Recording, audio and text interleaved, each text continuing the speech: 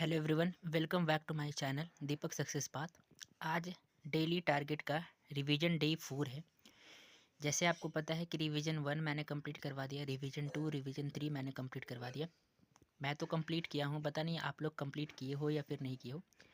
But जैसे आप सभी को पता है कि अब एग्ज़ाम का जो डेट है बहुत ही नज़दीक आ चुका है। जैसे 15 तारीख से स्लॉट भी बुकिंग हो रहा है। अगर स्लॉट में बुकिंग करने में कोई दिक्कत हो रहा है, मुझे भी दिक्कत हो रहा है, मेरा भी नहीं हो रहा है, तो घबराए नहीं, अच्छे तरीके से फिर बुक हो जाएगा 1-2 दिन में। तो सबसे मोस्ट इम्पॉर्टेंट होता है ना कि आप जो डे 4 में रिवाइज डे 4 में पहुंच चुके हैं, तो इसमें कैसे कैसे आपको स्ट्रैटेजी अपनाना है। तो देखिए सबसे फर्स्ट ऑफ ऑल क्या करना है, इंग्लिश में मीनिंग याद करना है। मीनिंग मतलब रिवाइज करना है आपको 200। कहीं से भी आप कर सकते हो। मैंने क्या बोला था कि PYQ आप करो तो बढ़िया रहेगा। जो अभी जस्ट लेटेस्ट क्वेश्चन हुए हैं 2025 का, वो आप क्वेश्चन करो, बहुत ज़्यादा इंपॉर्टेंट होगा और बेस्ट होगा, तो आप वहाँ से कर सकते हो। उसके बाद जो है इंग्लिश में एरर है, एरर में आप रिवाइज़ कर सकते हो। एरर रिवाइज़ करने का मतलब होता है, अगर आपने किन्हीं का क्लास लिया है तो आप उसको सारे चैप्टर को रिवाइज़ कर सकते हो। टेंस, नरेशन, वॉइस, ये जितने भी है आप उसको रिवाइज़ कर सकते हो, क्योंकि एरर से बहुत ज़्यादा क्वेश्चन से हमारे एग्जामिनेशन में बन रहे हैं, तो वहाँ से आप कर सकते हो। फिर इंग्लिश में क्या है, मॉक टेस्ट है।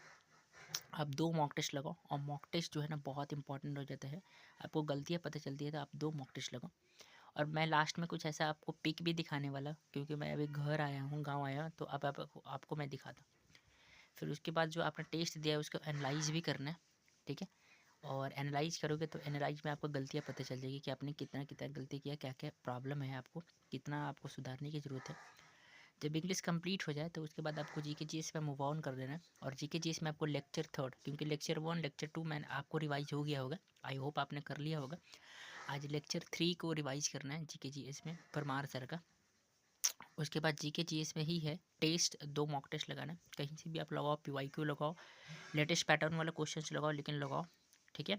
और जीके जीएस में सबसे ज़्यादा जिसका भी वेटेज एडीक्यूटिव वाले क्वेश्चन में आ रहे हैं, सबसे पहले करंट अफेयर। और करंट अफेयर में कुछ ऐसा टॉपिक मैं जो आपको बता रहा हूँ। मिलिट्री एक्सरसाइज बहुत इंपॉर्टेंट है।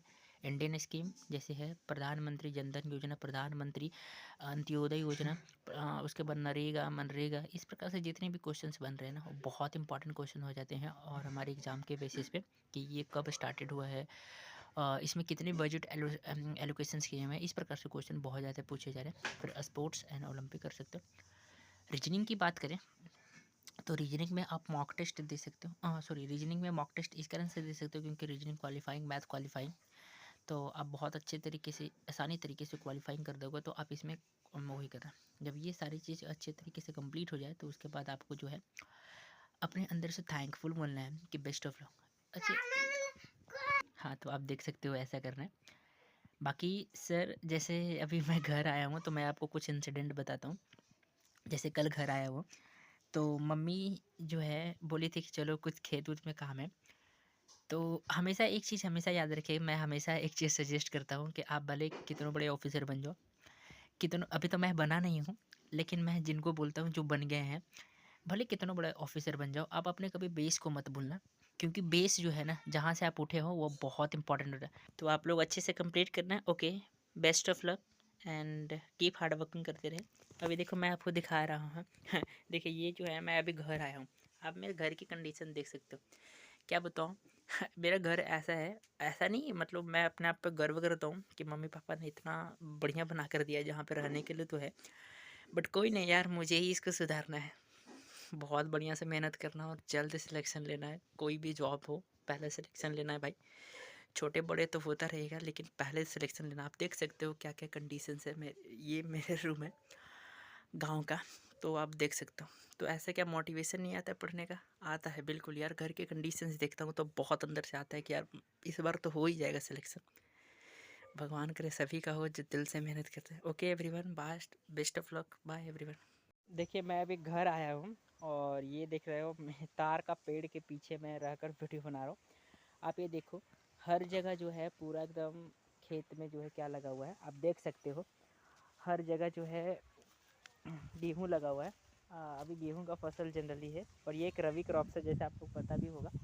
तो हर जगह, और जब मैं घर आया तो मम्मी बोली कि चलो आज खेत में कुछ काम है। और यहाँ पर तो ऐसा नहीं कि हम लोग अभी पटना में रह रहे हैं तो सबसे बड़ा हो गया, बिल्कुल कुछ नहीं है। हम लोग यहीं से उठे हैं, इसी ज़मीन से उठे हैं। और मेरे पापा मम्मी सभी खेती करते हैं, ऐसा कुछ नहीं है। तो उनका सपोर्ट करने के लिए मम्मी बोली थी तो आ गए। और हमेशा एक बात हमेशा याद रखिएगा आप लोग कि आप जहाँ से उठे हो ना, कितनों बड़े से बड़े आदमी बन जाओ, कितनों बड़े ऑफिसर बन जाओ, आप जहाँ से उठे हो कभी भी अपने बेस को मत भूलना, हमेशा उस बेस से प्यार करना। बस ऐसी मेरा बेस्ट विशेष आप सभी को है। और बाकी तो सब अपने लाइफ में बहुत बढ़िया कर रहे हैं। Best of luck, bye everyone.